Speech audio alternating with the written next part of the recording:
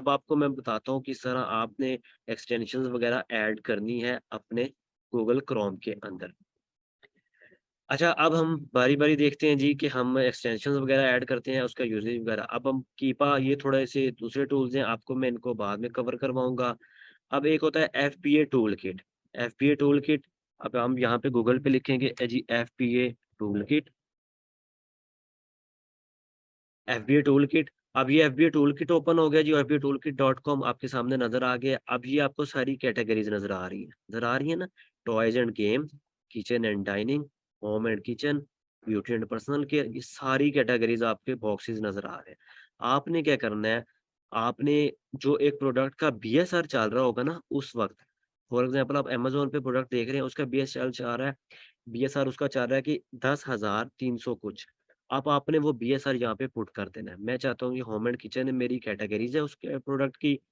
अब मैं पुट कर देता हूँ जी, उस प्रोडक्ट का बीएसआर है जी 13,000, ये। मतलब कि ये एक उसका बीएसआर मैंने रैंडम पुट किया है। आपने तो देख के पुट करना है उस कैटेगरी का। गो पे क्लिक करना है मैंने यहाँ पे। अब ये आपको बता देगा जी कि लास्ट डे, मतलब लास्ट जो डे आपको ये नज़र आ रहा है, लास्ट डे इसके 9 यूनिट सेल आउट हुए हैं। ठीक हो गया। अब आपको ये जो यूनिट दिखा रहा है, ये मतलब उसकी एवरेज बता रहा है, ठीक है? अब आपने क्या करना है जी, इस जो ये आपको नज़र आ रहा है ना 30, अब इस 30 को आप मल्टीप्लाई कर लेंगे ना इससे, ठीक है? तो ये आपको टोटल यूनिट सेल आउट दिखा देगा मंथ में उस प्रोडक्ट के। अब आपने कैलकुलेशन कैसे करनी है? अब मिसाल के तौर पे, अब मैं कह देता हूँ जी, अब लास्ट डे उसके 9 सेल आउट हुए हैं। अब 30 डेज़ हैं जी, मैं फॉर एग्ज़ाम्पल 9 का ही एस्टीमेट ले एवरेज बता देता हूँ। 9 को मैं मल्टीप्लाई कर लेता हूँ जी, 9 मल्टीप्लाई बाय 30 डेज़, 30 क्या होते हैं? डेज़ हमारे। अब ये आपको कह रहा है जी इतने यूनिट्स इसके सेल आउट हुए हैं। लेकिन ये इतने नहीं होते, ज़्यादा होते हैं, ये टूल्स होते हैं, एक्सटेंशंस होती हैं, हमने सिर्फ़ एक आइडिया लेना होता है। अब ये मैंने निकाल लिया जी, इसके for example unit sell out हो रहे हैं। अब मैंने क्या करना है, इसका रेवेन्यू निकालना है। मैं आपको रेवेन्यू कैलकुलेट करना बता रहा हूँ। रेवेन्यू कैसे कैलकुलेट करेंगे? आपके सामने यूनिट्स निकल आए उस प्रोडक्ट के, अब आपने उसकी प्राइस से इसको मल्टीप्लाई करना है। फॉर एग्ज़ाम्पल उसी प्रोडक्ट की अमेज़न पे प्राइस चल रही है जी $18, मल्टीप्लाई कर लेता हूँ मैं उसी को 18 से। अब ये उसका निकाल दिया जी उसने रेवेन्यू, टोटल रेवेन्यू।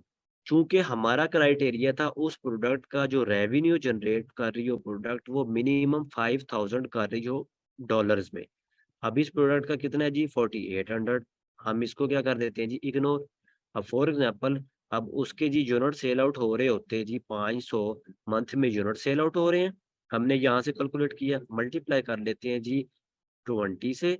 अब ये $10,000 की एक प्रोडक्ट सेल जनरेट कर रही है एक मंथ के अंदर, अकॉर्डिंग टू क्राइटेरिया, ठीक हो गया। अच्छा, इसी तरह अब हम दूसरे को कवर कर लेते हैं। दूसरा क्या है जी हमारा जीएस सेल्स एस्टिमेटर।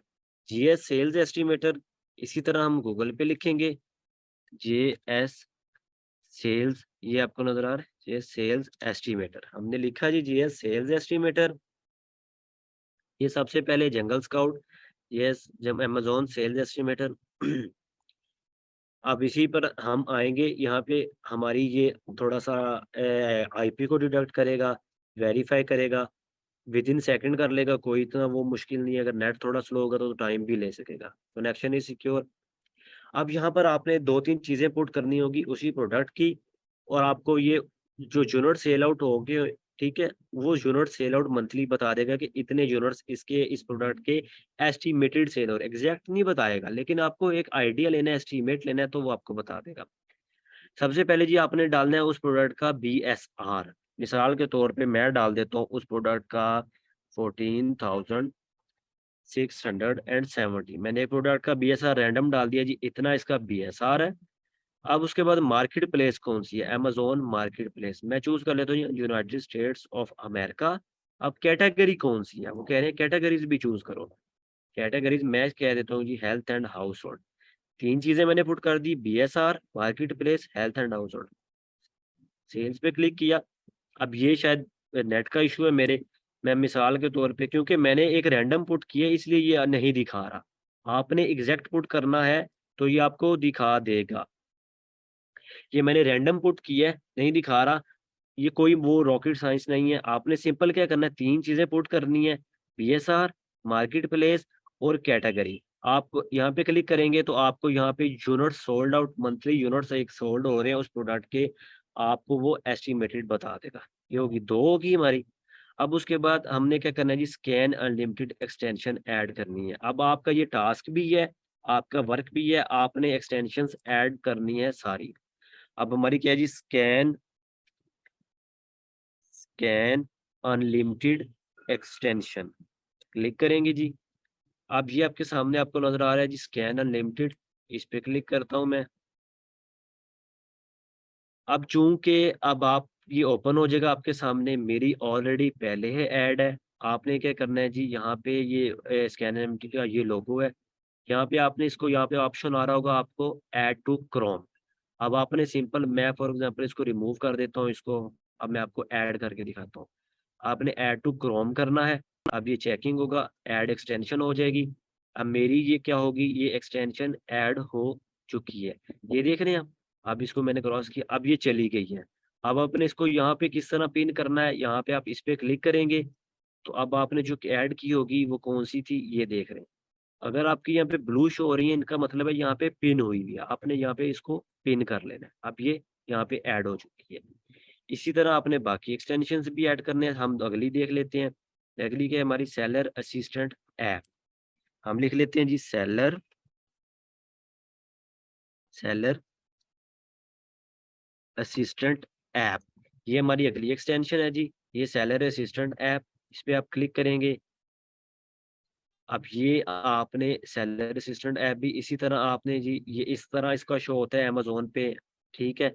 इसी तरह आपने क्या करना है, इसको, इसका अकाउंट क्रिएट करना है। ये लॉगिन आ रहा है, ये रजिस्टर्ड आ रहा है, आपने अपनी जीमेल के साथ इसको रजिस्टर्ड कर लेना है।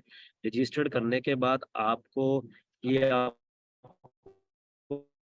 14 डेज़ फ्री ट्रायल है। मैं आपको दोबारा, आपने किस तरह इसको यूज़ करना है वो भी सिखाऊँगा। अगर आपकी ये एक्सपायर भी हो जाता है तो भी आप फ्री में इसको यूज़ कर सकते हैं। अच्छा, ये आपका इस तरह अमेज़न पे शो होता है। इसको भी आपने इसी तरह पिन कर लेना है। ठीक हो गया?